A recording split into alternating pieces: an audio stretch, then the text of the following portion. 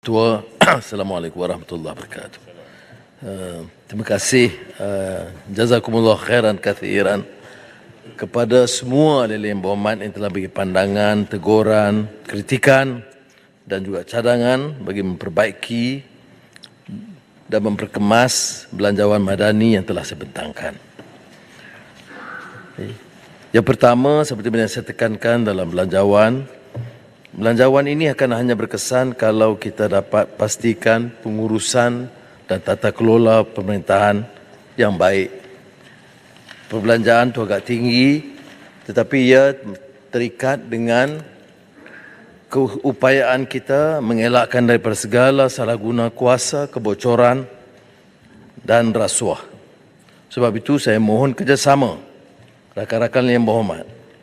Sekiranya kita mahu dan inginkan belanjawan ini berkesan dan memenuhi maksud dan tujuan yang kita lakarkan, kita mesti bersama-sama bersedia mendukung semua usaha membersihkan jentera kerajaan daripada pelanggaran hukum, dan setiap tindakan yang diambil ke arah itu harus mendapat dukungan dan tidak kecaman seperti mana berlaku sekarang. Ali Muhammad dari Bagan Serai, Larut, Bacuk, Temeloh, Puncak, Borneo, Kubang Krian di antara lain bangkitkan soal menoktahkan miskin tegar. Saya agak sangsi dengan beberapa pandangan dikemukakan. Pertama, mengandaikan bahawa dalam Islam tidak ada maksud untuk menoktahkan kemiskinan. Malah, kalau tak salah saya, salah seorang mungkin kepala batas mengatakan tidak ada dalam tradisi Islam yang boleh menoktahkan kemiskinan tegar kerana dikaitkan dengan soal zakat. Saya fikir harus Yang Berhormat menelaah lagi. Tanggungjawab kita ialah pastikan pengagihan kekayaan itu dapat dimanfaati oleh segolongan besar. Dan dalam hal ini saya ingatkan tentang surah Al-Hasyr tentang bainal aghniya minkum.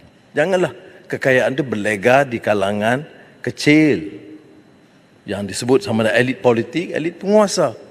Dan bila berlega di kalangan itu dengan undang-undang badan penguasaan itu memihak kepada mereka, seolah-olah tidak ada tindakan, ya. Seolah-olah kalau kamu berkuasa, kamu akan terlepas daripada tindakan. Ini mesej yang jelas yang saya mahu sampaikan, bahawa peraturan dalam negara kita tidak akan mengizinkan hal ini berlaku. Kerana kalau kita izinkan, pengagihan ini tidak mungkin. Mana boleh kita terima satu hujah mengatakan tidak boleh noktahkan kemiskinan tegar. Di zaman Khalifah Umar Abdul Aziz, kita tahu ini berlaku. Dalam 2 tahun 3 bulan, dengan pengurusan yang baik, bukan saja zakat. Zakat itu di antara tunggak. Pengurusan yang baik, contoh khalifah tidak menyalahkan guna kuasa, itu yang menyebabkan boleh. Saya ingatkan tentang riwayat oleh Yahya bin Sa'id, yang juga seorang gubernur di zaman Umar bin Aziz. Saya pernah diutus Umar bin Aziz untuk memungut zakat ke Afrika. Saya niat untuk memberikannya kepada golongan fakir. Namun tidak saya jumpa siapa pun, kerana mereka terlepas daripada kategori golongan fakir. Ini bagaimana Ali Muhammad dari parti yang membicarakan soal Islam mengatakan ini tidak mungkin. Jadi kita akan gunakan jentera kita sebaik mungkin. Percayalah, saya akan pastikan seluruh jentera kerajaan tanpa tolak ansur untuk memastikan kita noktahkan kemiskinan tegar tahun ini juga.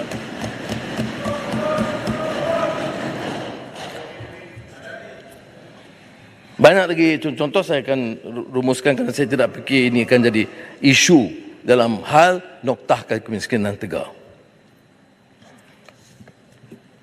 Yang perlu ialah tekad kita. Sebab itu banyak inisiatif. Bukan saja inisiatif rahmah, inisiatif pendapatan rakyat, IPR yang dijalankan secara meluas. Dan selain daripada kerajaan dan kementerian, saya telah minta semua JLC, JLIC NGO untuk memastikan program ini berjalan dan disusuli dengan langkah-langkah berikut supaya mereka terlepas bukan saja tahun ini tapi tahun-tahun berikutnya, insya-Allah. Sila Tumpat. Terima kasih.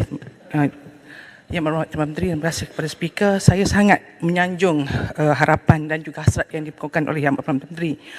Walau bagaimanapun berdasarkan kepada agihan dalam bajet tahun ini, saya lihat Kelantan masih lagi hanya mempunyai 4% sahaja sumbangan yang akan diberikan dalam bajet kerajaan pada hari ini. Sedangkan Kelantan selalu diwar-warkan, bukan tahun ini, tetapi hampir 30 tahun yang lepas bahawa antara negeri yang termiskin. Jadi saya nak minta kalau konsep khilafah Omar Abdul Aziz itu dibuat, zahirkan dalam bentuk bajet, zahirkan dalam bentuk prasarana, kerana ini kita perlukan bukti, bukan hanya percakapan. Mohon pandangan daripada pemerintah. Terima kasih. Sekarang tumpat jalan dengan baik, maka saya tidak gunakan itu sebagai bola tanggung. Kerana ada isu-isu yang saya akan bagikan juga mengenai Kelantan. Tetapi percayalah, saya akan jelaskan nanti jawapan tentang Kelantan. Menteri Ekonomi juga jelaskan. Sebenarnya tak benar. Malah beberapa ahli yang berhormat, termasuk Ulu Terengganu, Kapa, menggunakan ayat Quran, menunjukkan kita tidak adil dan zalim dan memberi jaminan dan tidak mau laksanakan. Gunakan, saya ingat Ulu Terengganu, kebetulan masa itu saya ikuti, baca atamuruna an-nasa bil bir wa tansawna anfusakum wa antum tatlunal kitab afala ta'qilun. Seolah-olah bercakap dan tidak melaksanakan.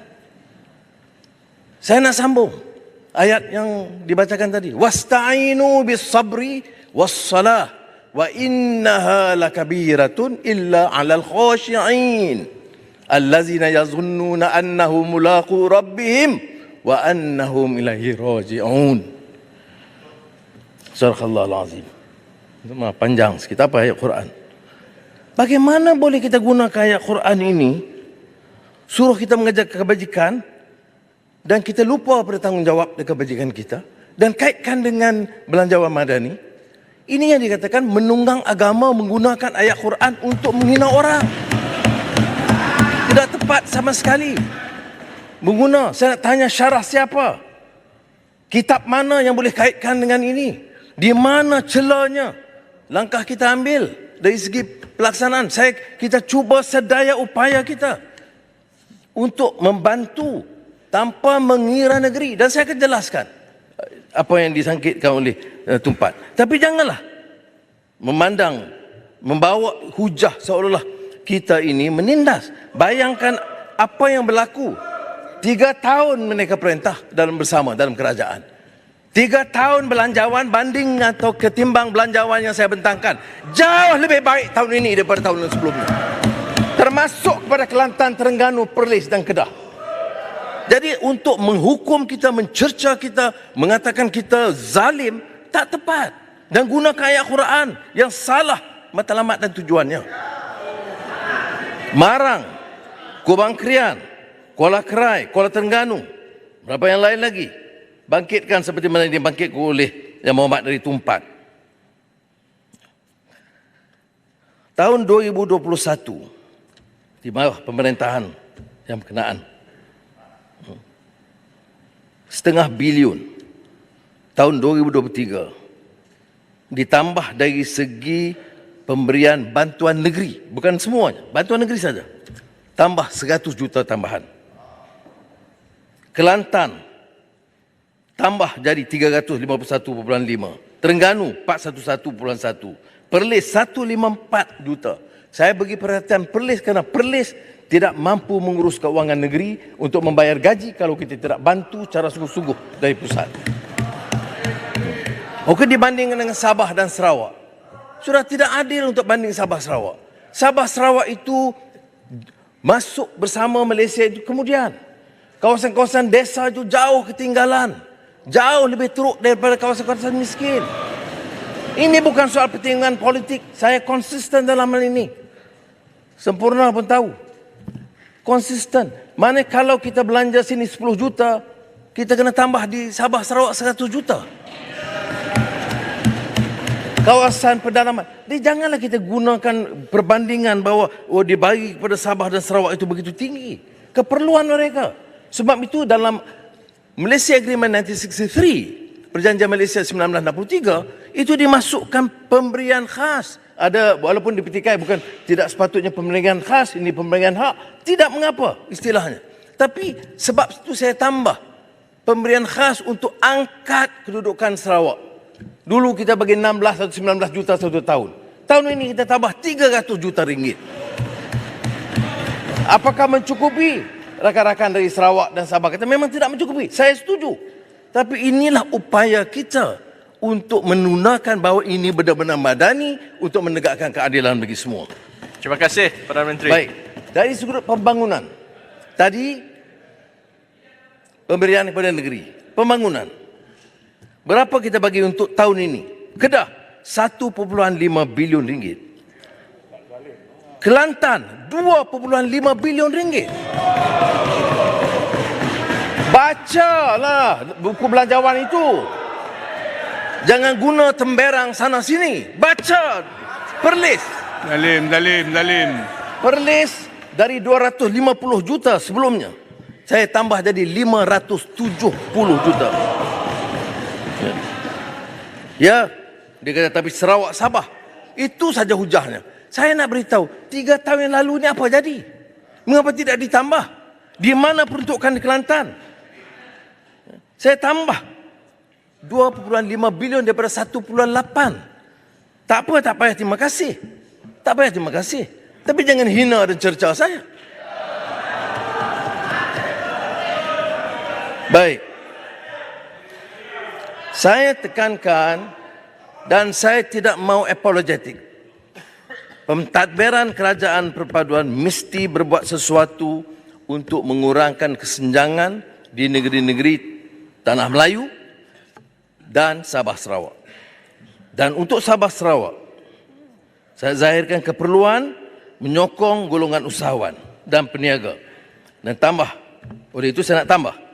Sukacita diumumkan, kerajaan akan menyediakan peruntukan khusus untuk komuniti PKS Sabah dan Sarawak dalam bentuk dana pinjaman mikro melalui BSN 100 juta ringgit tambahan. Dan kemudahan jaminan pinjaman PKS dari bank sebanyak 500 juta ringgit. Saya tidak mahu cerakin nama-nama senarai projek Kedah, Perlis, Kelantan, Terengganu.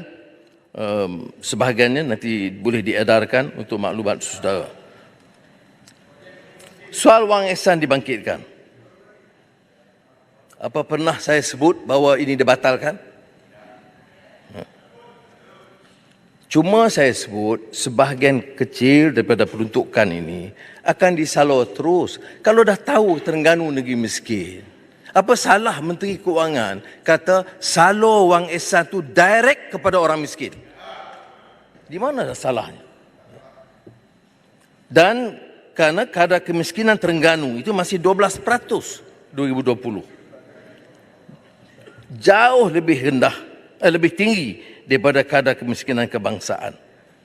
Dan Kelantan yang mencecah 21%. Jadi ini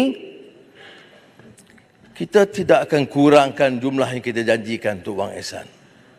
Tetapi kita nak tentukan dalam beberapa kategori wang itu disalur terus. Kalau tidak, berilah banyak mana pun wang ihsan.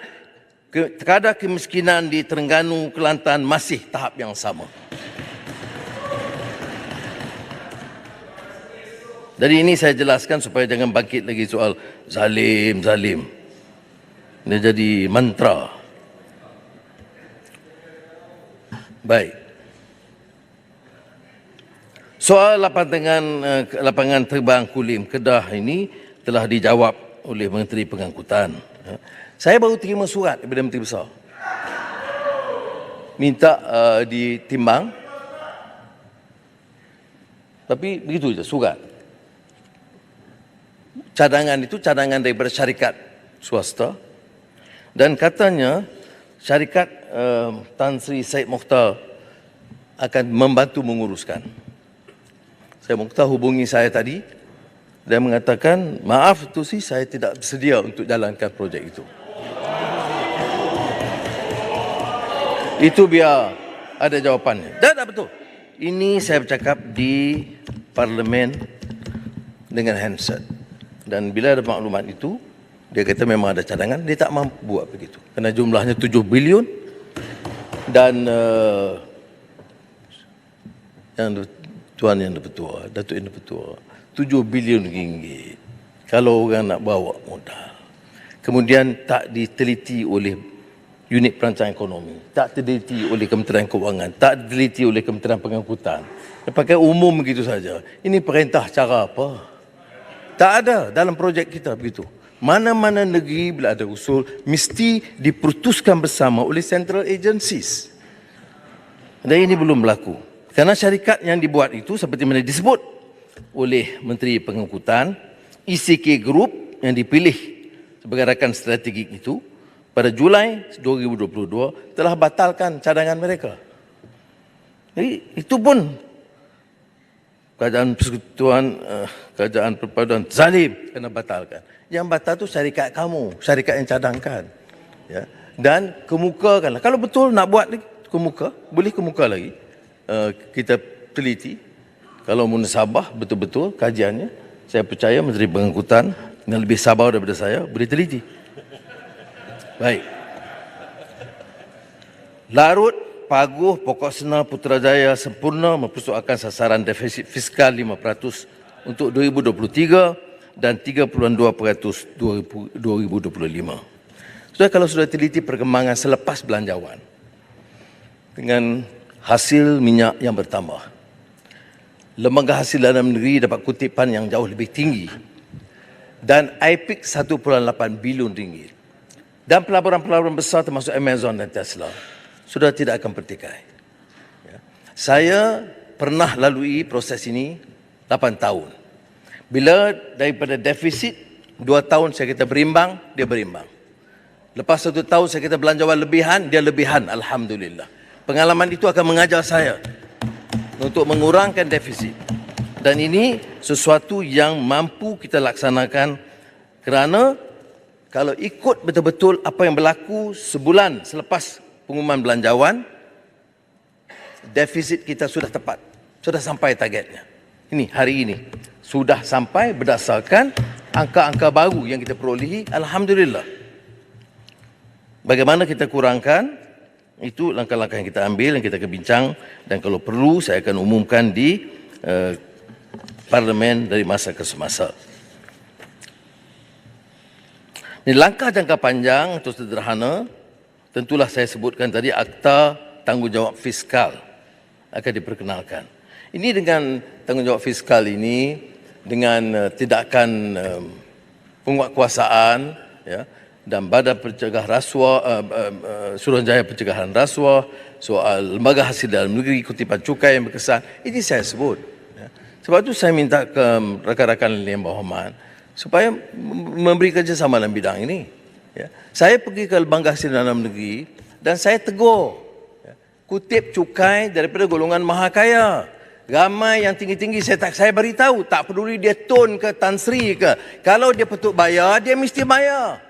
Tapi saya tak ada dengar satu pun yang berhormat, terutama dari pembangkang yang nak sokong ambil tindakan tegas kepada orang yang maha kaya. Dia hanya cerca kita. Jadi kalau tidak kita kutip daripada yang kaya, seperti yang disebut langkah-langkah percukaian apa, ada dari yang berhormat dari pembangkang yang tegur mengapa cukai barang mewah ni. Kalau tak mau cukai orang miskin, tak mau cukai capital gains tax untuk orang kaya, tak mau cukai tepung dan gandum dan beras orang miskin, tak mau juga cukai barang-barang kaya, beg dan berlian ni semua. Jadi bagaimana kita nak kutip? Jadi saya cadangkan cukai ke atas barang mewah. Ya. Dan itu pun tidak disetujui oleh ahli yang berhormat. Saya tak tahu kalau mereka jadi kerajaan, dia nak cukai dari mana dan dia nak dapat hasil dari mana. Bantuan subsidi dibangkitkan. Kurang. Saya tidak tahu dari mana, katanya kurang daripada sekolah. Sebahagiannya Timbalan Menteri Kesihatan umumkan tadi. Ya. Jangan ambil sekerat. Ambil keseluruhannya. Kerana saya kaji belanjawan 2021, 2022 dan belanjawan yang dibentangkan sebelum ini. Dan dalam semua kategori itu kita tambah. Tak betul kita kurangkan. Ya.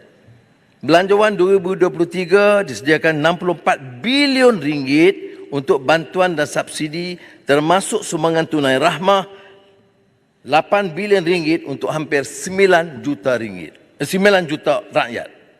Kedua, tahap hutang negara masih tinggi. Dan bayaran khidmat hutang tahun ini saja diunjur, seperti mana saya sebut, 16% daripada hasil negara, iaitu 46 bilion ringgit. Ya.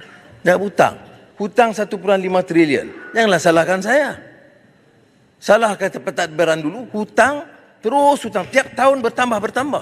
Tahun ini pertama kali kita kurangkan hutang itu. Tapi apakah kita meningkatkan hutang? Tidak. Pinjaman baru tahun ini berjumlah 94 bilion ringgit berbanding atau ketimbang tahun lalu 100 bilion. Jadi tiap tahun dalam jangkaan kita mesti kurangkan hutang dan dengan itu dapat mengurangkan defisit. Kemudian kita sebut tata kelola perolehan kerajaan. Kubang Krian masih bangkitkan katanya bagaimana boleh, dan ini heboh di TikTok yang diupah. Bagaimana boleh kita katakan batal padahal belum laksanakan? Tak betul. Projek itu telah diluluskan. Surat kelulusan itu ada. Tapi sempat berubah keadaan, kita tahan.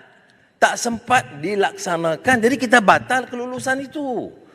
Saya tidak berbelit-belit dalam kejahatan ini. Dan bila kita katakan hentikan kelulusan lalu rundingan terus yang kosnya peruntukan 15 bilion ringgit. Kos kelulusan 13.8 bilion ringgit. Ya.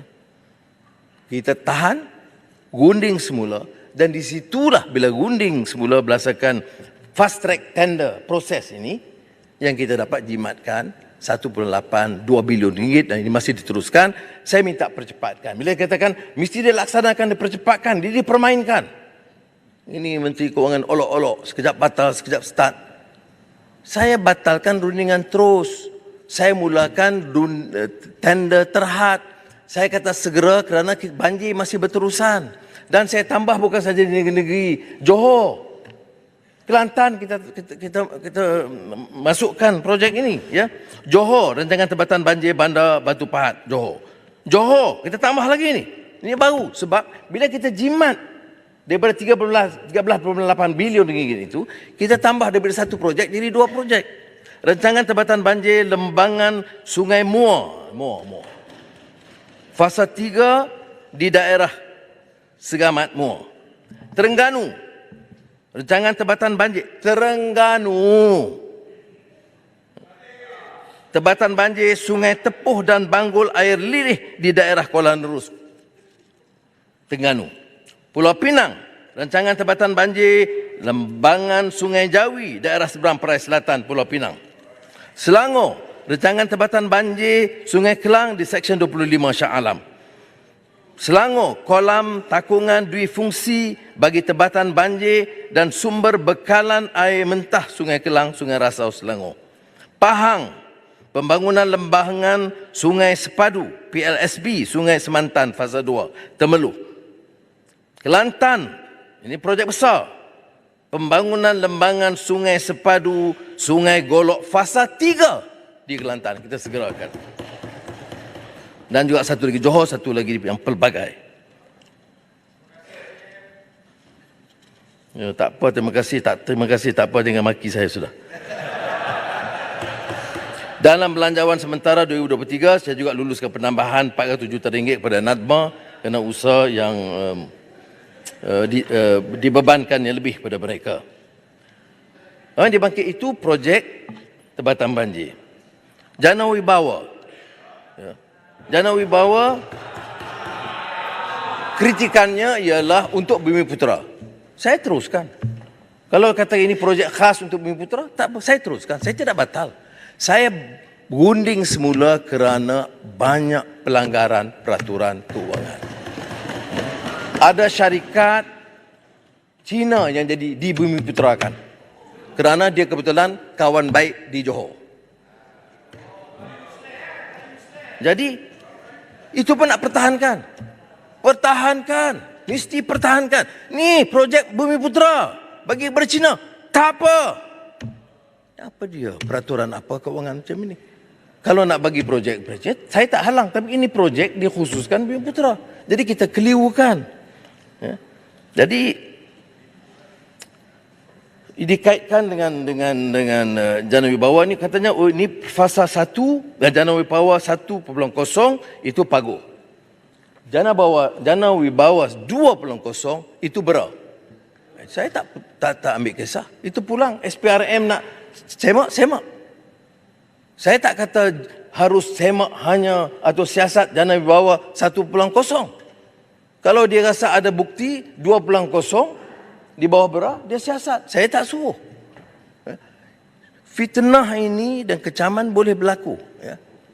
Saya nak beritahu, saya tidak mahu jadi pegang jawatan ini untuk menayai atau menekan atau menzalimi sesiapa. Saya tahu apa erti pendakwaan terpilih. Tetapi, pucung pun ada. Dia faham. Tetapi, mengapa ni dicerca kita? Tanya penjelasan SPRM dan Peguam Negara. Sepatutnya dituju ke situ. Ini maknanya seolah-olah rasuah ini mesti dipertahankan kerana dia kawan kita. Ini faham kabilah asabiyah ni. Tengok dulu apa pertuduhan. Tengok dulu bukti. Betul atau tidak rasuah. Betul atau tidak fitnah. Kalau fitnah, tak payah orang PAS. Saya akan bangun menentang kalau ada fitnah terhadap sesiapa. Tetapi kalau rasuah, kalau benar ada rasuah, benar ada penyaluran kuasa, kita yang bicara Islam, kita baca Al-Quran, baca hadis, baca kitab, kerana kita pertahankan berrasuah di mana pendirian kita.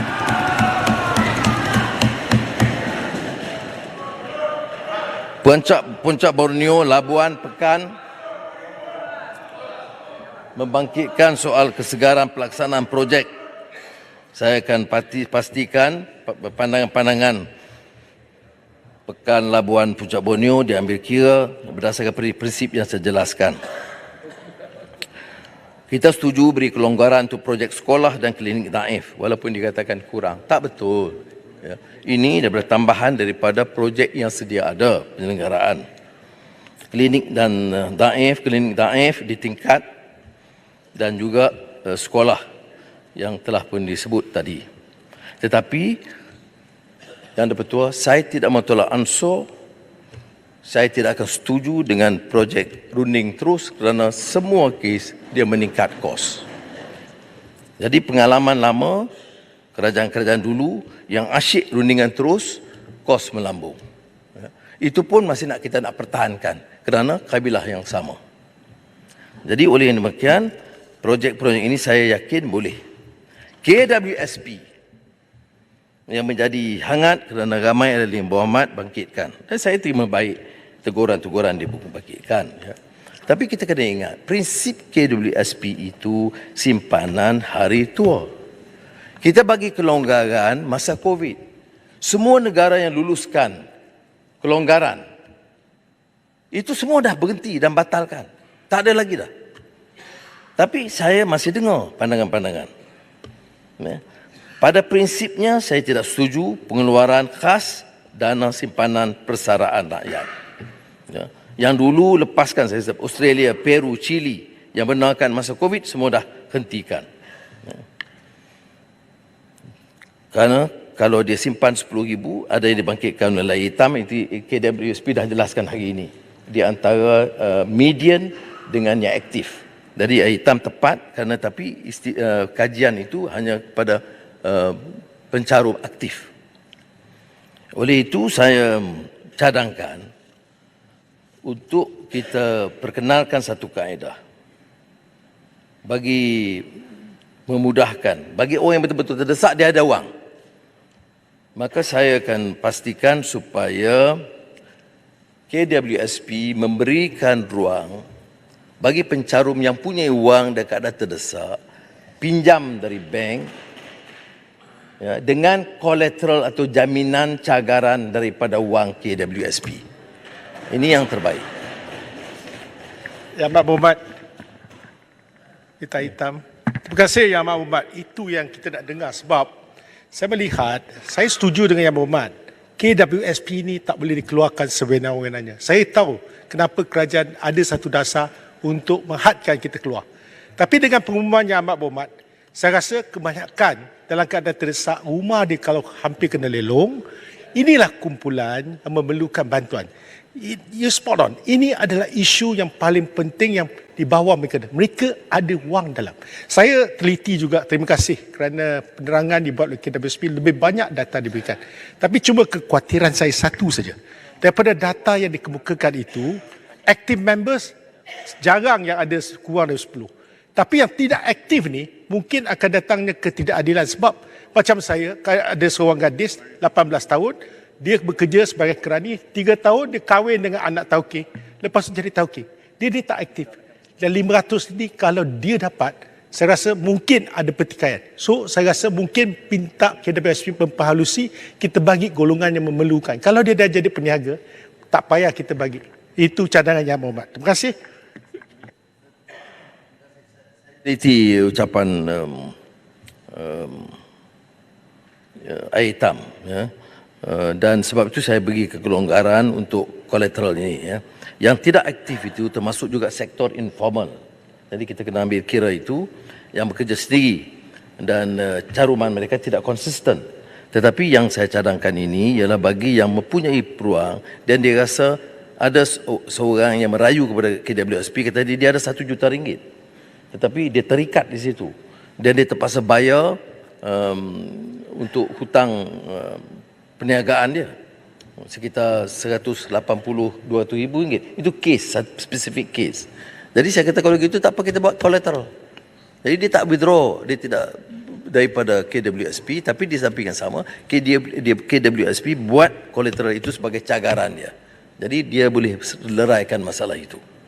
Baik, saya tidak ulang tentang soal tunai rahmah dan IPR yang telah dikupas oleh Menteri semalam, tapi tentang pesawah dan pekebun kecil getah. Bukan main riuh rendah tentang wang pekebun kecil getah.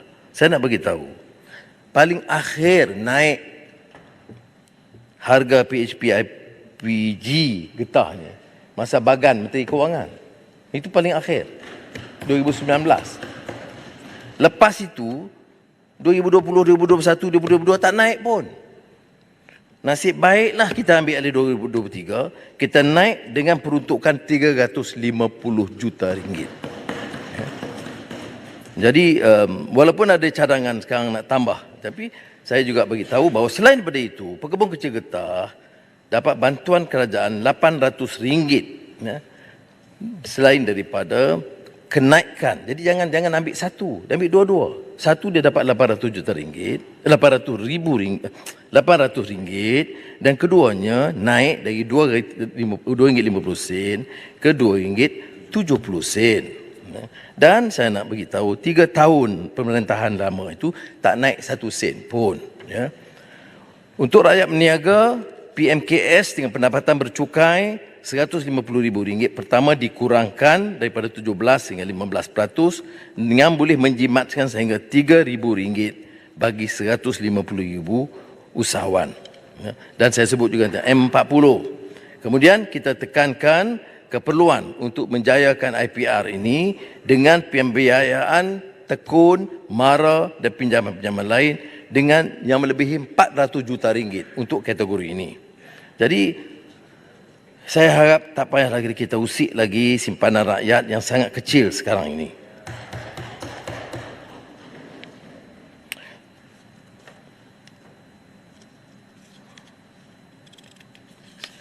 Hitam saya dah selesai. Isu cukai. Larut, Puchong, Bagan, Tebrau dan Pekan menyuarakan soal cadangan pelaksanaan cukai barangan mewah yang dikhawatiri mengesankan sektor pelancongan. Sebab itulah mekanisme perbincangan itu diteruskan. Tapi kita kena faham, orang yang beli barang mewah itu, selain daripada pelancong, itu orang ada upaya. Beg, ada pakaian, ya, solekan yang mahal-mahal. Jadi kita tak akan kenakan cukai yang membebankan sehingga kita tidak kompetitif. Tapi bagilah ruang supaya kita cukai ke atas kegunaan orang kaya. Kerana orang miskin tak akan beli beg RM40,000. Orang miskin tak akan beli kot RM20,000.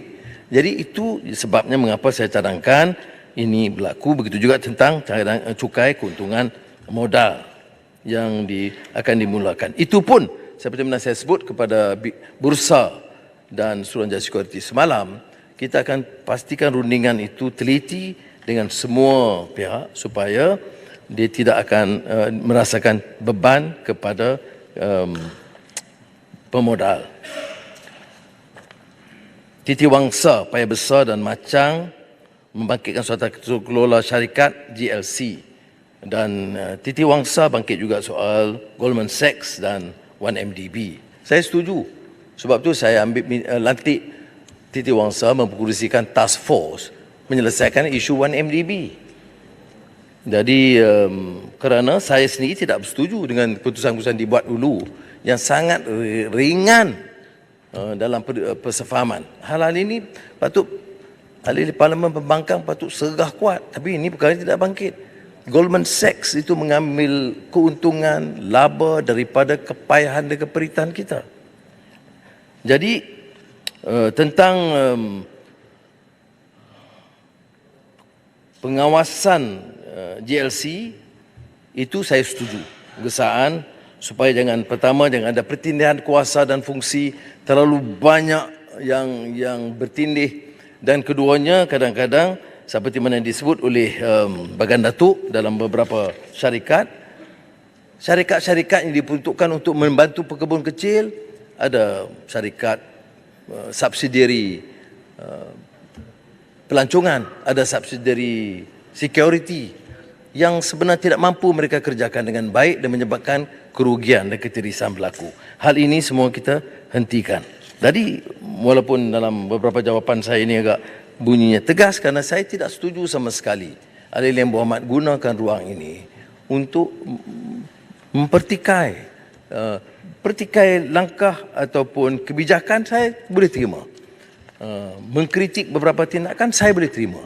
Tapi mencela seolah-olah kita ini gunakan belanjawan dan zalim kepada orang, itu tidak, bagi saya tidak adil. Apatah lagi guna dengan sandaran Quran dan hadis. Saya harap dalam peringkat jawatankuasa kita boleh lebih bijak, matang dan berhemah. Bil hikmah wal mauzatil hasanah wajadilhum billati hiya ahsan, dalam teguran, kritikan. Dan saya terima baik kerana saya tidak pernah anggap belajar madani ini satu kerangka yang perfect. Ada kelemahan-kelemahan dan kita insya-Allah terima dengan baik dan akan terus bantu untuk mengangkat martabat masyarakat dan negara kita. Terima kasih.